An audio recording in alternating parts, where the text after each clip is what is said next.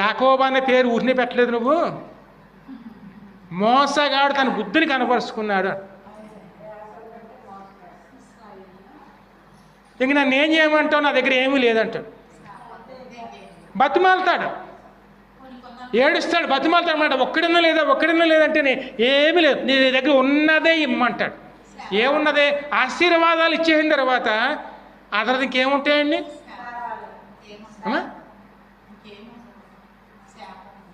ఇప్పుడు దేవుని వద్ద నుంచి రెండే ఉంటాయండి, ఆశీర్వాదం, శాపం. ఆశీర్వాదం పోయిందనుకోండి, ఆ తర్వాత ఏమొస్తుంది?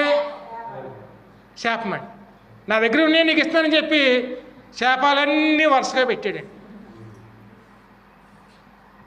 నీ తమ్ముడికి నువ్వు దాసుడు అవుతావు, నీ పిల్లలు దాసులు అవుతారు, నీ వంశం అంతా దాసులు అవుతారు అని చెప్పి శాపాలు